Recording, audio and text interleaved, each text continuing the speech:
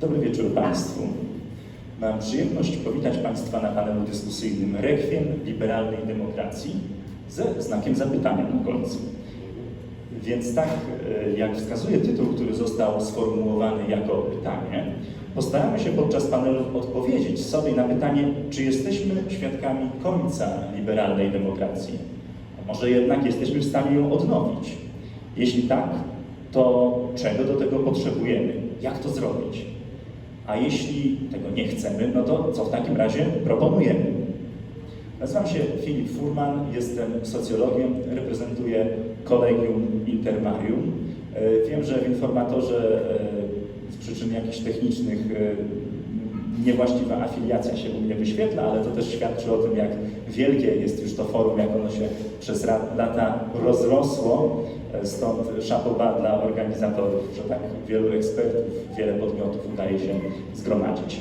Jeszcze słowem wstępu, zanim przedstawię dzisiejszych panelistów, chciałbym zajawić kilka aspektów, które poruszymy. Do niedawna demokracja w takim zachodnim wydaniu, często nazywana właśnie liberalną demokracją, wydawała się kulminacją w rozwoju systemów organizacji społecznej. Tymczasem jednak to właśnie liberalny świat zachodni, w przeciwieństwie do innych kręgów kulturowych, popada obecnie w apatię i zdaje się nie dostrzegać wagi współczesnych wyzwań i zagrożeń. Musimy odpowiedzieć na przykład na konkurencję gospodarczą ze strony zwłaszcza Dalekiego Wschodu, na wyzwania związane z przesuwaniem władzy od państw narodowych nie tylko do tworów międzynarodowych, ale także do całkowicie prywatnych rąk wielkich korporacji. Do tego dochodzi konieczność zaadresowania szeregu problemów związanych z malejącą populacją z jednej strony, co znacząco zmienia stosunki gospodarcze, stosunki społeczne, a z drugiej strony z galopującym rozwojem technologicznym, za którym refleksja polityczna, ale nawet filozoficzna czy etyczna po prostu nie nadąża. Pogrążony w stagnacji i niejako w kryzysie tożsamościowym świat zachodni wydaje się być coraz mniej zdolny, a także coraz mniej chętny do poradzenia sobie z tymi wyzwaniami. Dlaczego tak jest? Czy możemy coś z tym zrobić? No, o tym porozmawiamy za chwilę z panelistami. Ja sam mam na to prostą, choć niestety jak na razie bardzo ogólną odpowiedź. Kilka miesięcy temu przeczytałem w czasopiśmie European Conservative taki cytat ze świętej pamięci rabina Jonathana Saxa i tutaj pozwolę sobie zacytować w oryginale. A free society is a moral achievement. Over the past 50 years in the West, this truth has been forgotten, ignored or denied. This is why today liberal democracy is at risk.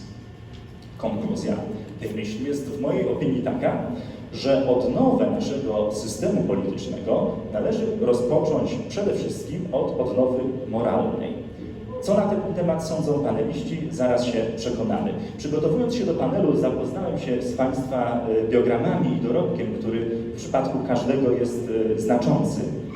Ten research pozwolił mi na stwierdzenie, że mamy panel dobrze skonstruowany, bo on się składa ze specjalistów, z historyków, teologów, komentatorów politycznych, specjalistów z dziedziny politologii, dziennikarstwa, badaczy, komentatorów życia społecznego, ale jednocześnie często reprezentujących spojrzenie na to życie z różnych perspektyw. Wierzę, że nam to zapewni ciekawą i pożyteczną dyskusję, która będzie nie tylko taką strawą intelektualną, ale mam nadzieję pozwoli także wyciągnąć wnioski na przyszłość. A są z nami profesor Dawid Engels, Instytut Zachodni, redaktor Mary Dejewski, felietonistka dziennika The Independent, pan profesor Robert Wiśniowski, rektor Państwowej Wyższej Szkoły Zawodowej imienia Angelusa Silesiusa w Wałbrzychu, oraz pan senator Andrzej Emil Dirlau z Rumunii, Alliance for Union of Romanians.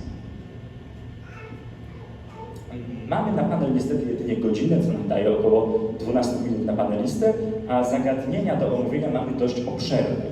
Stąd przewiduję jedną rundę pytań i jeśli ktoś będzie chciał coś uzupełnić lub ad vocem odnieść się też do współpanelistów, drugą, bardzo krótką rundę dla tych, którzy w pierwszej nie wyczerpią swojego czasu. Na początek chciałbym się zwrócić do profesora Engelsa, żeby zapytać o taką perspektywę niejako historyczną, a niejako cywilizacyjną. Czy mógłby Pan Profesor w takiej perspektywie odnieść się, bo zawsze jak to mówi się po angielsku first thing first, tutaj pierwszą rzeczą to są zawsze definicje. Czy mógłby się Pan odnieść do w ogóle pojęcia liberalnej demokracji, czym ona jest, jak ustroje w Europie kształtowały się historycznie, a także no, jak można zaklasyfikować liberalną demokrację w takich bardziej klasycznych terminach? Czy należy to traktować jako już ostateczną, dojrzałą formę systemu, czy jakąś formę pośrednią, tak jak na przykład Arystoteles za Platonem wyróżnia ustroje sprawiedliwe i ustroje niesprawiedliwe.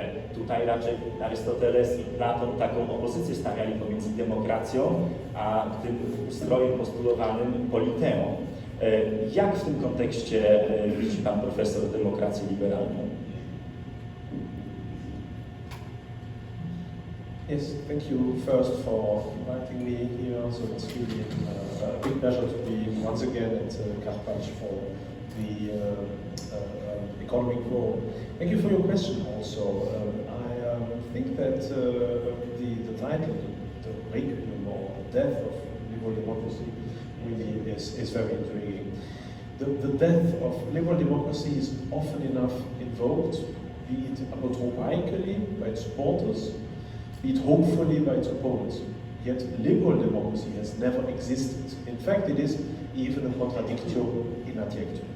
For one thing, it is highly questionable that the word democracy applies at all to modern Western societies, as they have evolved since the French Revolution, for the parliamentary party system has little to do with the actual concept of democracy. Democracy originally meant the attempt to have power exercised not only for the people, but also by the people, yet not in a multiply disrupted manner at complex stages of delegation, but directly, namely by plebiscites and the direct election of all magistrates, or even better, by their designation by lot, as was the case with the Attic, the Athenian democracy. We, however, trying to implement the Polybian concept of the mixed constitution, have created a parliamentary system of representation which, through the mechanism of parties, the invention of the professional politician, and the principle of delegation of political power from the people to the parliaments, and from the parliaments to various forms of executives and international institutions, most closely resembles an ancient oligarchy.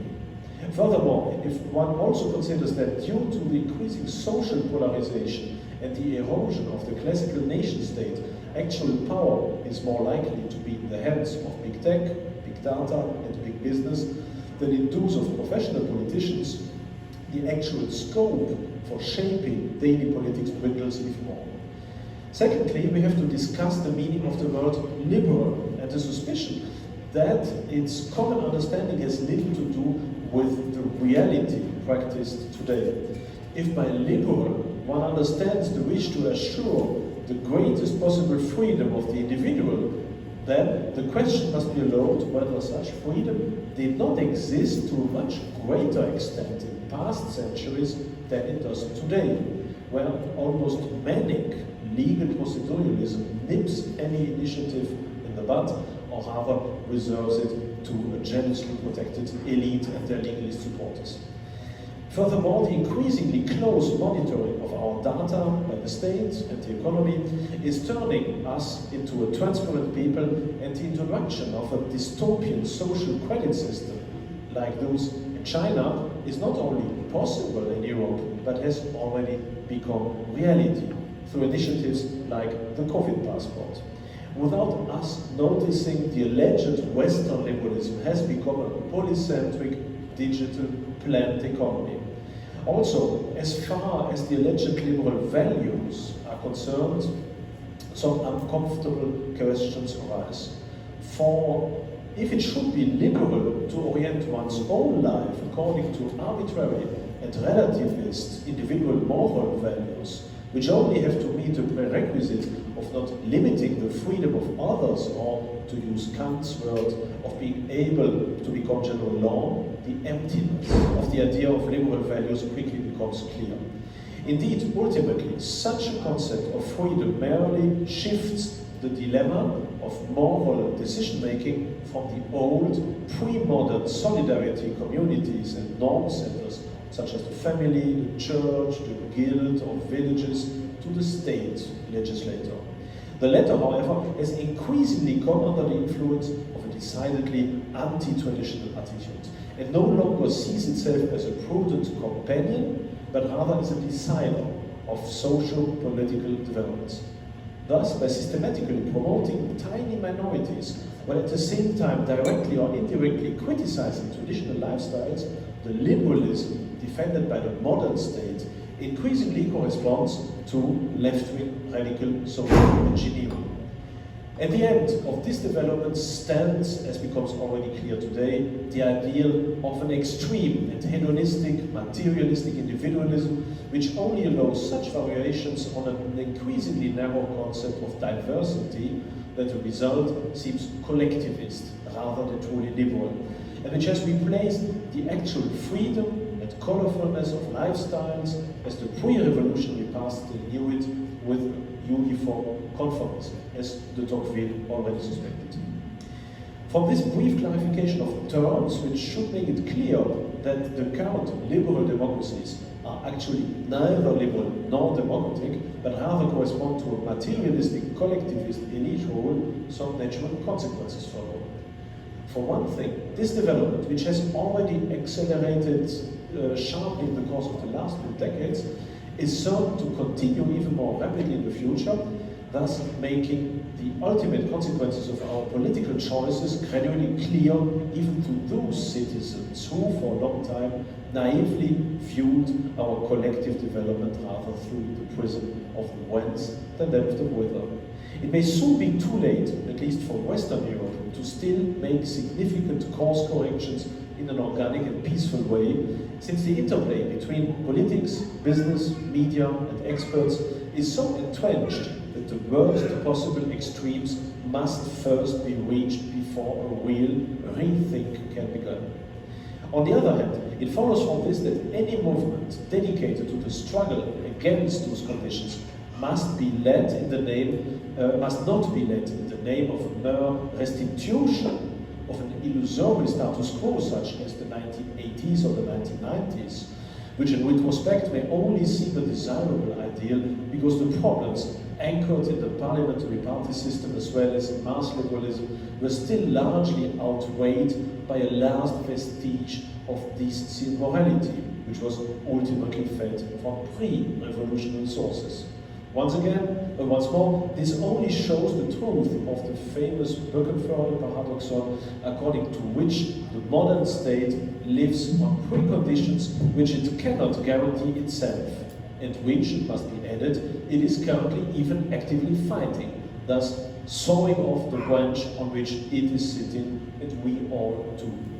The real alternative can therefore, to put it exaggerately, not come from the spirit of conservatism, for there is little left to be conserved, but rather from that of reaction, in the sense of a conscious return to political frameworks and conditions of a completely different kind, which of course must be brought into line with the realities of modernity.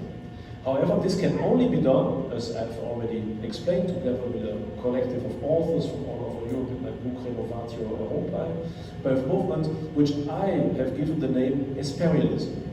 Only when we combine Western cultural patriotism with the desire for a renewed connection to Christian transcendence is there any hope for survival of our civilization.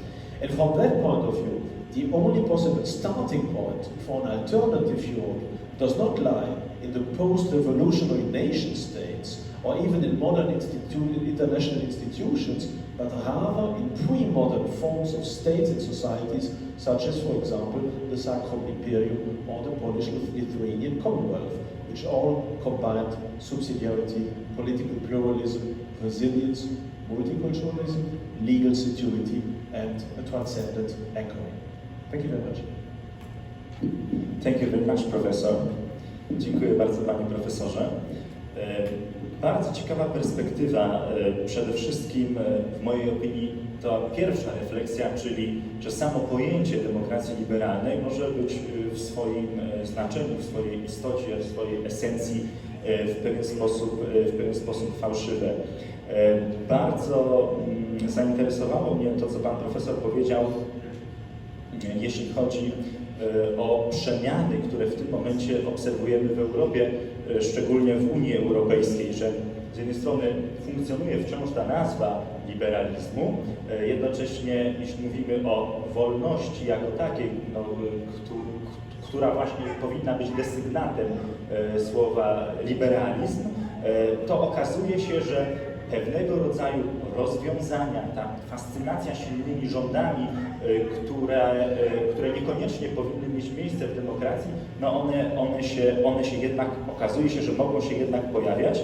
Myślę, że bardzo słusznie pan profesor wskazał tutaj jako doświadczenie, jako wzór przeciwny, na przykład Rzeczpospolitą obojga narodów, ponieważ myślę, że w tym momencie właśnie, w mojej opinii, tak też interpretuję troszeczkę wypowiedź pana profesora, te procesy, z którymi mamy do czynienia, są niejako troszeczkę podobne do procesów, z którymi właśnie Rzeczpospolita obojga narodów się borykała. To znaczy, dla przykładu, Rzeczpospolita obojga narodów był duży okres walki z państwem zakonu krzyżackiego, które narzucało innym narodom taki fałszywie postrzegany uniwersalizm. Tutaj z Rzeczpospolitej obojga narodów wyszła odrębna koncepcja polityczna, wyrażona przez Stanisława ze Skarbimierza, pierwszego rektora Akademii Krakowskiej, która mówi o prawie do samostanowienia. W ogóle to pojęcie samostanowienia. I tutaj chciałem się zwrócić do pani redaktor Dejewski, jak pani się do tego odniesie. Być może ten punkt widzenia jest troszkę odmienny, ale jednocześnie jak pani sama ocenia te procesy, które teraz mają miejsce w Europie? Ponieważ była pani korespondentem i w Waszyngtonie, i w Paryżu, i w Moskwie, jest pani bardzo doświadczoną dziennikarką, obserwowała pani też proces upadku komunizmu od środka, upadku tego, co Ronald Reagan nazywał imperium zła, ale właśnie imperium. I tutaj imperia upadają w określony sposób z różnych powodów. Czy pewnego rodzaju procesy rozkładowe, które mają miejsce w Unii Europejskiej, można w jakiś sposób analogiczny przypisać, czy zinterpretować analogicznie do tych procesów, które miały miejsce wtedy w historii? Czy to są innego rodzaju procesy? Gdzie widzi pani zagrożenia, jakie widzi pani możliwości przeciwdziałania?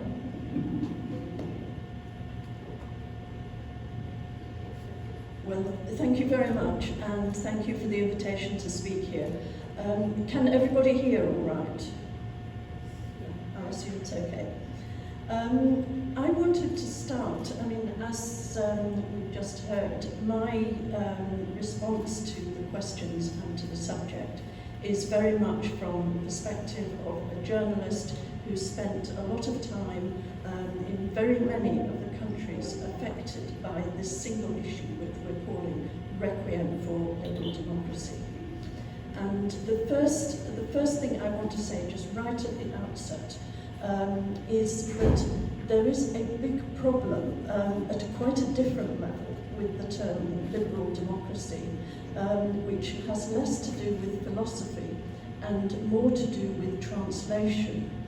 That if you look at what from Britain we would call continental Europe, the word liberal is used to mean quite right-wing, conservative, but also very free market, capitalist free market.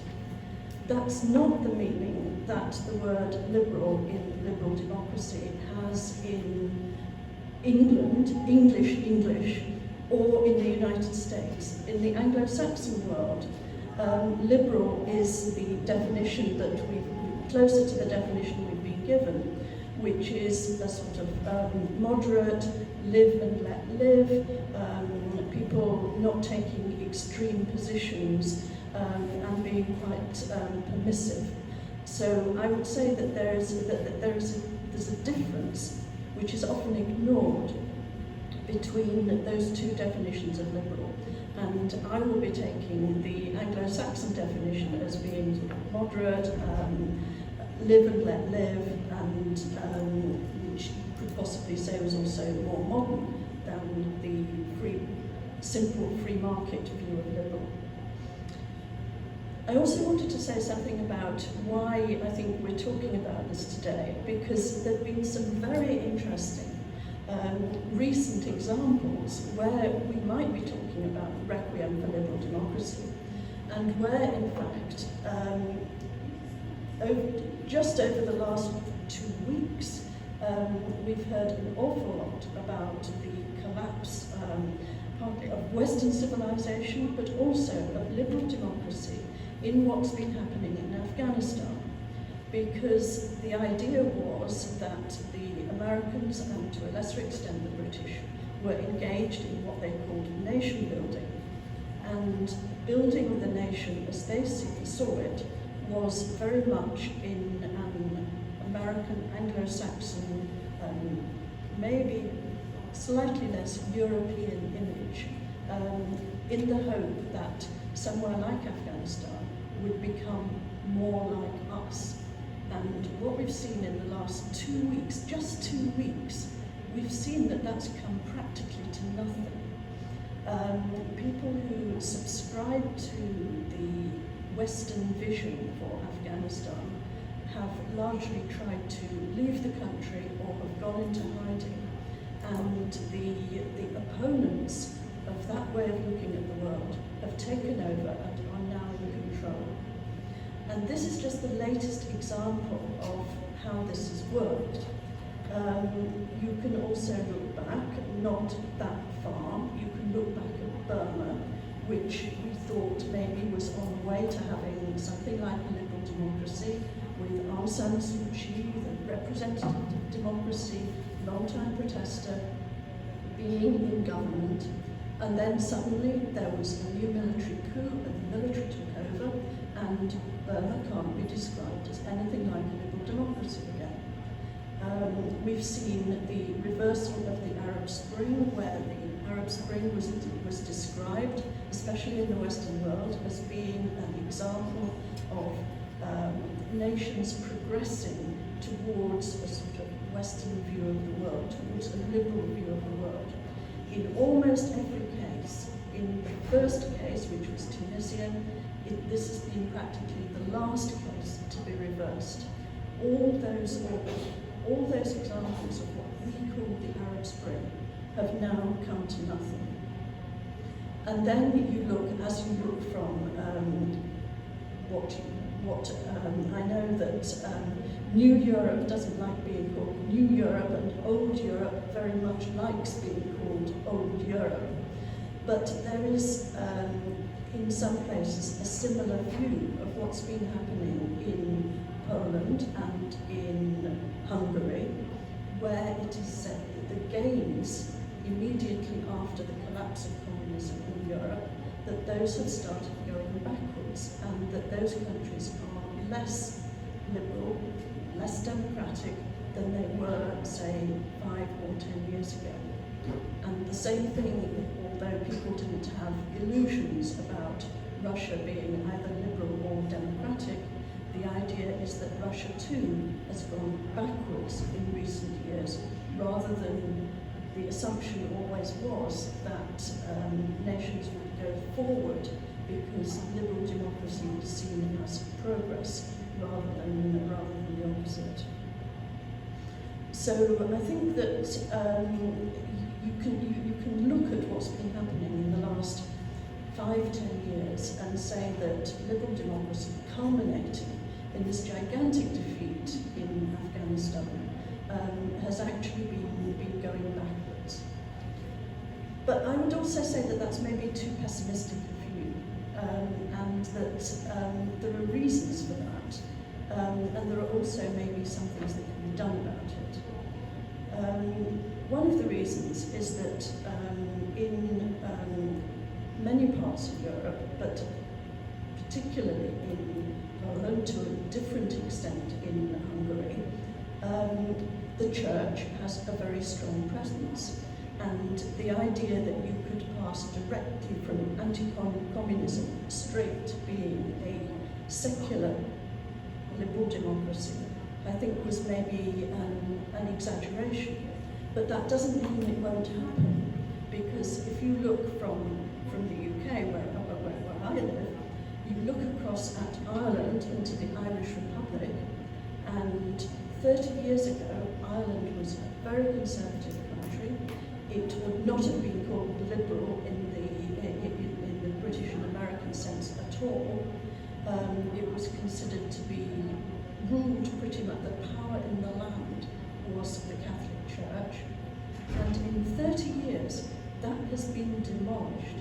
And the Irish Republic is one of the most secular, most liberal, and you could also say most democratic countries in the European Union.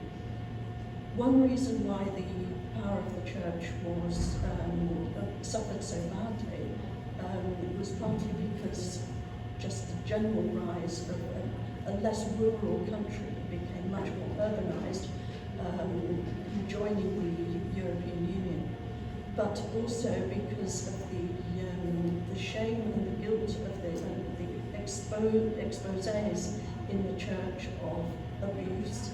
That became a big issue in Ireland, and it lost the church a lot of support. And something similar has been happening in Catholic parts of Germany. So the church as an element of conservatism is now, it's entirely possible that the position can change. And the same can be said in Russia, for instance. You look across from Western Europe and you say, well, Russia is very backward in a lot of ways, it's very conservative in social issues. But you can't detach that from the traditional character of being in Russia, and the fact that Russia, and to an extent the countries which were behind the Iron Curtain, didn't experience the same things that the West didn't experience the liberalism of the 1960s. And they experienced you experienced the downfall of communism. We didn't experience that, and that's led to different ways of looking at the shared sovereignty that the European Union exists for. And I often try to defend countries like Poland and Hungary by saying that the genesis of the European Union immediately after the Second World War was towards preventing war ever happening again, and it was a reconciliation process. But the reasons why East and Central European countries were so interested in becoming part of the European Union was less to do with post-war reconciliation. It was a lot to do with protecting national identity and having a defense of national identity that hadn't existed under communism and in the Eastern Bloc.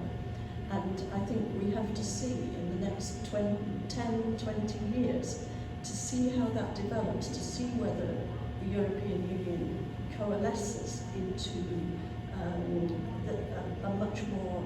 having a much more shared basis of its principles, or whether the two halves of Europe will stay to an extent with a divided philosophy about what the European Union is about.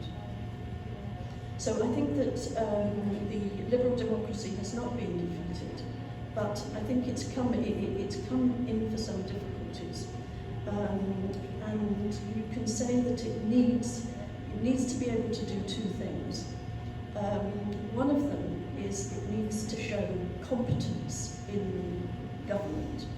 And I think one of the reasons why we say that liberal democracy has been suffering over the last few years is because we look at the Asian countries and we say, particularly looking at the pandemic, that the Asian countries generally have done better in treating and limiting the spread of the disease than a lot of the European countries and the United States have. But one of the reasons for that is that their governments, particularly at South Korea, has been a big example of very competent government.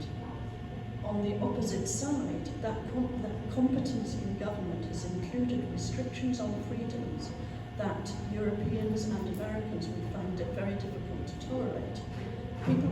People's movements were being traced in South Korea, as they were in China, by where they'd taken their money out of the cash point, where their mobile phones had been tracked in particular places.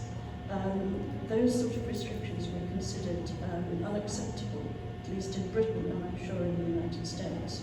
But competence in government is something which could help revive liberal democracy. The other thing, I think, is that Americans and others who were preaching the virtues of liberal democracy were far too easily satisfied with a superficial appearance of liberal democracy, that they planted their ideas of how to do things, and they gained acceptance in a very narrow stratum of the population. We've seen how narrow that was in the Middle East, we've seen how narrow that was in Afghanistan, and I sometimes think that it's still quite narrow certainly in Russia and in some parts of East and Central Europe, where I see young, very well qualified people speaking in many ways a different language, in different terms, with different expressions, with a whole different concept from people who've lived through the last 50, 70 years. And I think that liberal democracy in its modern sense has got to have much deeper roots where it hasn't existed before if it's going to survive. Thank you very much. Serdecznie dziękuję za tę perspektywę. Dziękuję bardzo. Rzeczywiście wciąż poruszamy się tak naprawdę wokół tego terminu, czyli wokół rozumienia natury demokracji, ale też natury rozumienia tej demokracji dookreślanej przymiotnikiem liberalny. I gdyby definiować ją jedynie w tym ograniczonym zakresie, gdyby funkcjonowała ona, w mojej opinii, tylko w tym ograniczonym zakresie, o którym Pani wspomniała, live and let live, żyj i daj żyć innym, to myślę, że rzeczywiście tych problemów kulturowych, które obserwujemy w Afganistanie właśnie w tym momencie, no pewnie byśmy nie mieli. Jednak właśnie być może przez brak tego założenia, przez obecnego wśród wielu gremiów decyzyjnych promotorów niejako tego systemu, powoduje to, że ten system staje się mniej stabilny i jednocześnie mniej atrakcyjny dla kręgów kulturowych, które są po prostu odmienne od tych, które ten system promują. Wydaje mi się, że źródłem jest niejako taki negatywny europocentryzm czy zachodniocentryzm, ale nawet nie europocentryzm, co de facto centryzm Europy Zachodniej. Stricte. Stąd również to niezrozumienie pomiędzy Europą Środkową i Europą Wschodnią, a Europą Zachodnią. Stąd ten pewnego rodzaju konflikt dotyczący wizji i dotyczący tożsamości. Z tą różnicą, że w mojej opinii on wynika, no takie jest moje zdanie, jeśli zostanie czas, to pozwolę też się odnieść, Pani redaktor, do tego, on wynika jednak właśnie z tych prób narzucania konkretnej wizji tutaj krajom tego regionu. Stąd w mojej opinii lekarstwem na kryzys tutaj byłby powrót do pewnego rodzaju podstawowych założeń kooperacyjnych, czyli przede wszystkim założeń gospodarczych, również oczywiście wymiany kulturowej, ale już niekoniecznie przymusu kulturowego. W tym sensie, moim zdaniem, tutaj liberalizm w tym rozumieniu, o którym Pani mówiła, czyli to żyj i daj żyć innym, staje się zagrożony. Również z tego powodu, że jako socjolog muszę powiedzieć, że trudno wyobrazić mi sobie jakiekolwiek społeczeństwo, które en general składa się z bardzo wielu grup, z których każda posiada inne pryncypialne wartości. trudno mi wyobrazić sobie funkcjonowanie takiego społeczeństwa. No i w związku z tym, jeśli te tendencje,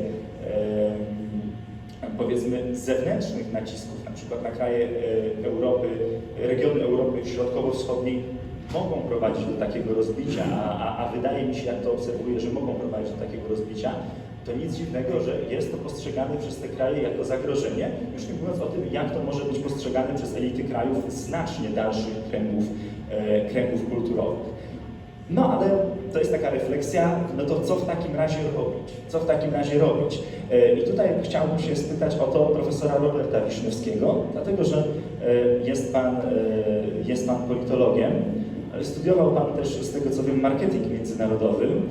Dlatego chciałem pana spytać, w zasadzie zadać takie pytanie składające się z dwóch członków. Jedno pytanie podzielone na dwa. Jakich narzędzi powinna używać Europa jako całość, jako instytucje europejskie, także instytucje unijne, żeby na tym etapie zażegnać pewien kryzys wizji, który trochę jest wyrażony właśnie w tym tytule Requiem liberalnej demokracji, i z drugiej strony, jeśli tego się nie uda zażegnać, to z jakich narzędzi może korzystać Polska, żeby promować swoją wizję w regionie, ale też na świecie? Okay. Good afternoon to everyone, Mr. Chairman, dear referees, and dear guests. The task is very tough. I mean, it's not so quite easy to make a good answer in an appropriate way. What happens in the future with the representative democracy at all? But let me start, maybe it's a good point, with the models of the democracy, just using the idea of solid democracy as the fundament of organizational matters for the societies, even today, without any assumptions, just like giving liberal, because the liberal is just the meaning from the 17th century, and I will talk it about this in the second part of my speech. But firstly, we should rather make some assumptions about the models of democracy or manufacturers values of the democracy from the very beginning. The first is the quality of decision-making process, giving and using by good democracy behaviors of politicians, even if we start. The second is the issue framing. So what we are talking about, what's the subject of the discussion in political sense, but using the instruments given by the democratic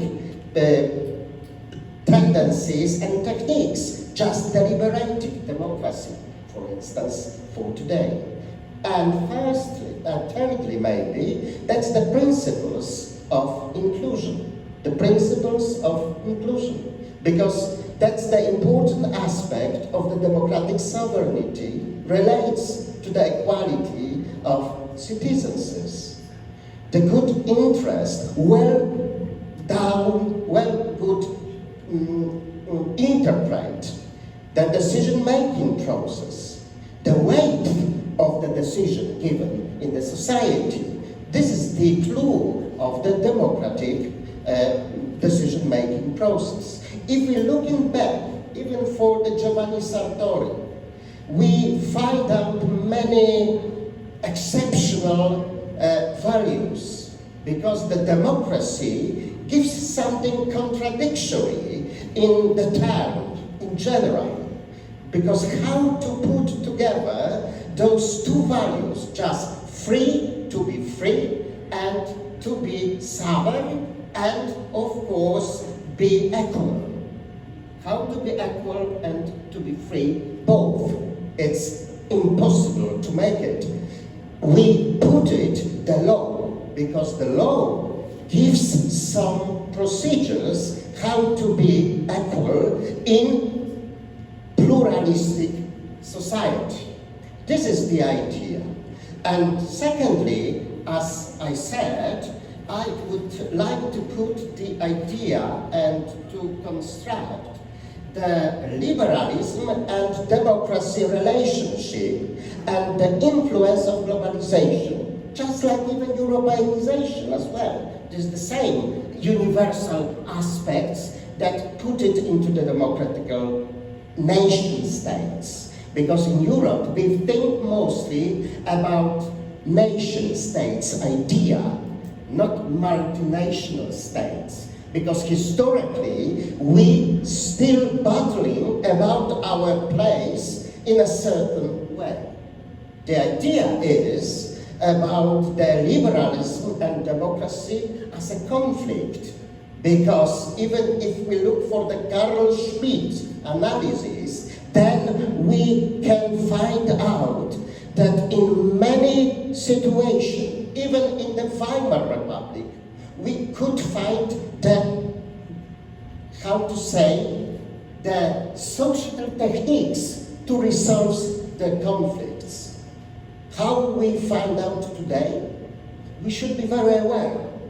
We should look mostly for the techniques of making the politics, because that's the differences in English words, policy and politics. I think about the politics today, not about the policy. This is the idea how we should reframe maybe the democracy, and the question about the end of the liberal democracy is maybe very crucial. But for me, the second significant role of democracy is rather how to implement the democratical idea in new times, in fairly new times, with various values, with various globalizational situations as well. Thank you.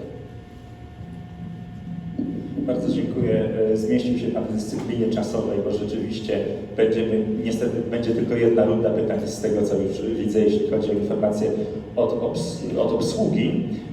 Ale powiedział Pan jedną bardzo ważną rzecz, że clue demokracji, właśnie może najprostsza definicja, to jest właśnie ta możliwość decydowania przez demos. Ale to już to, co ja bym dodał, jeśli tak jest, jeśli właśnie chcemy to utrzymać, no to musimy liczyć się z tym, że decyzje różnych demosów mogą być różne. Pytanie, czy... I w tym rzecz. I w tym rzecz. I w tym rzecz, dokładnie. Pytanie, czy międzynarodowe instytucje są w stanie to zaakceptować. Jeśli chcemy ten system utrzymać, to myślę, że one po prostu muszą tę prostą prawdę, to klucz tego systemu zaakceptować. I chciałbym ten wątek dalej pociągnąć. Być może powie nam o nim pan senator Andrzej Emil Dirnau.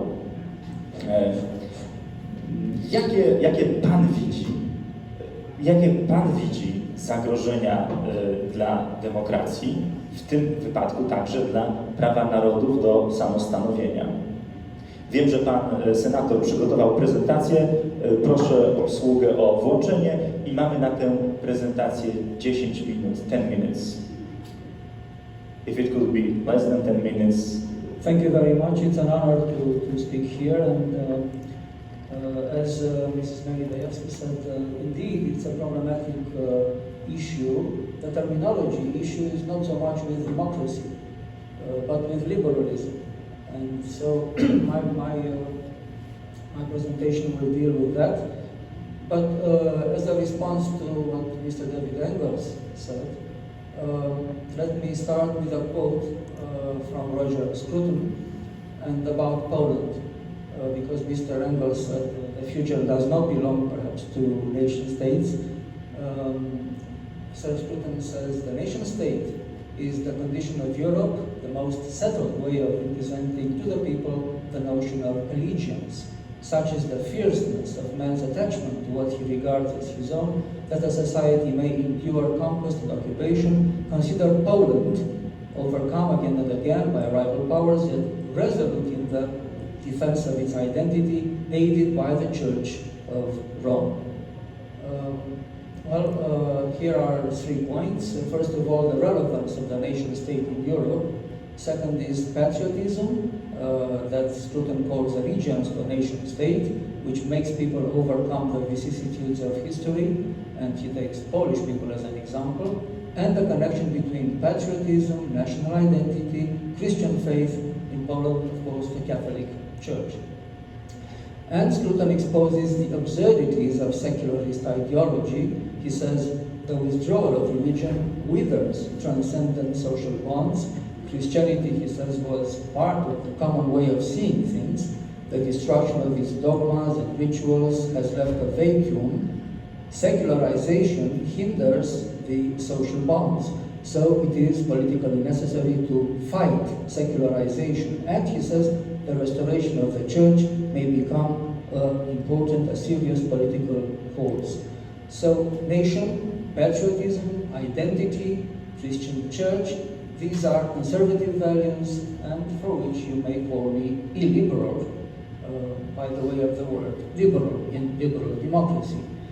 These values were precisely the values which were abandoned by liberal democracy, and I would say that like a genetically modified organism, liberal democracy has suffered mutations. It ceased to be what it used to be initially.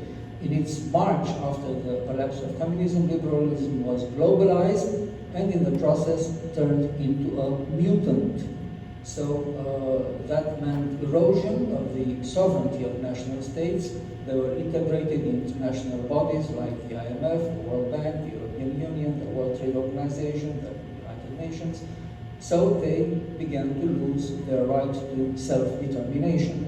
Now, I belong to a conservative party, and that's why I could compare our party with Law and Justice, with Prawo and Sprawiedliwość, which is our model. Like peace, we are sovereignists, and we want, like peace, a Europe of nations, not a European superstate. I will split these aspects into cultural and economic aspects. From a cultural point of view, liberal democracies has adopted biased assumptions of the radical left revolutionary ideology. Some people call it political correctness. Liberal democracy has been infected by the virus of political correctness and has become a global pandemic. Patriotism and Christian identity have been systematically deconstructed on ideological criteria and eliminated from Western liberal democracies, and in this way their foundational elements were removed. Transcendence has been forbidden in the public space. Based on false assumptions, the elites try to forge an identity centered on so-called human rights and secular values. What they got is a simulacrum expressing actually nobody, a fake in which people cannot recognize themselves.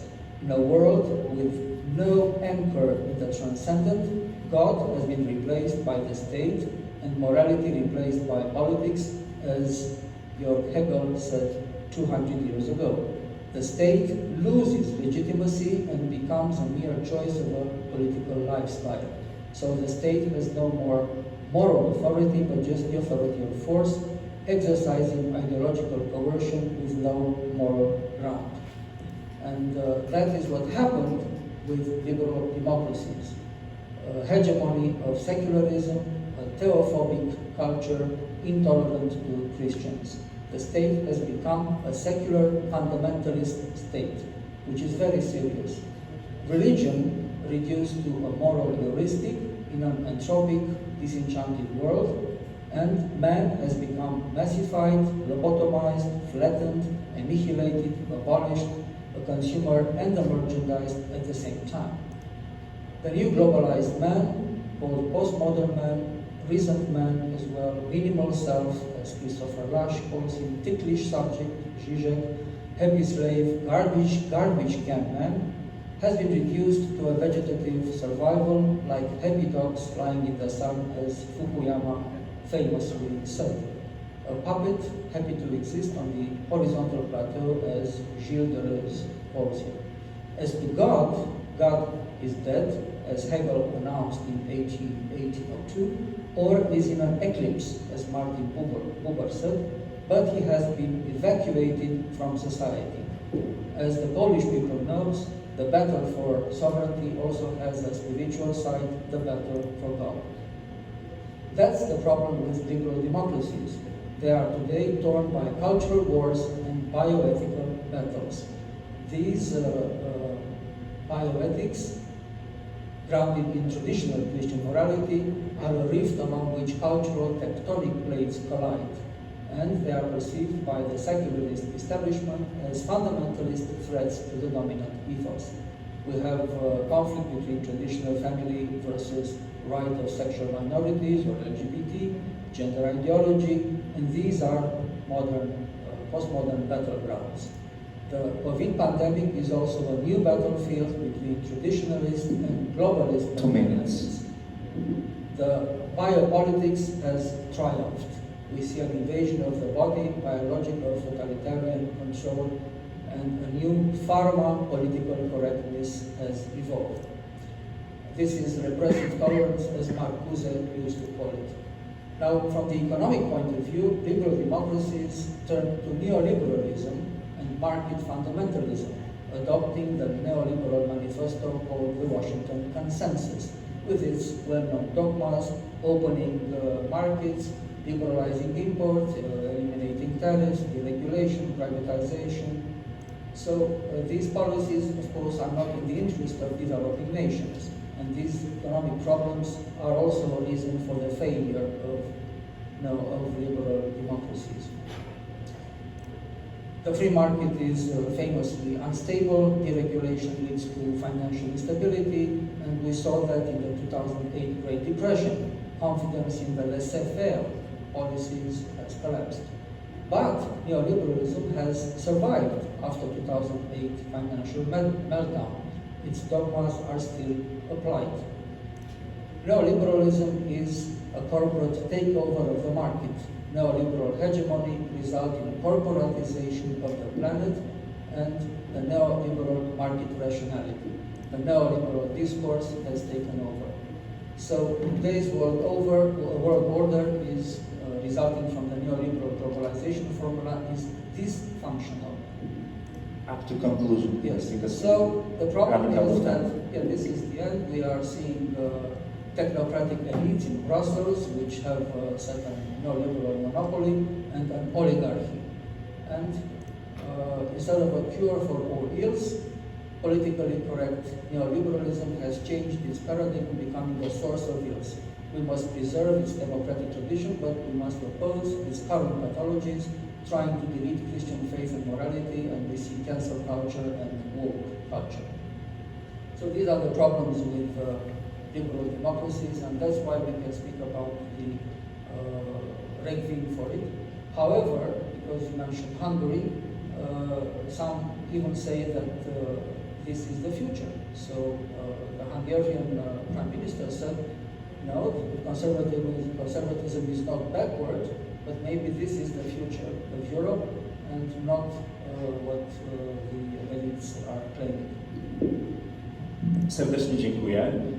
Teraz żałuję, że pan senator wypowiadał się na końcu, bo ta prezentacja trochę ściągnęła nas z tego ogólnego, bardziej akademickiego dyskursu do bardziej bezpośredniego, praktycznego i politycznego i myślę, że też nas trochę ożywiła na koniec.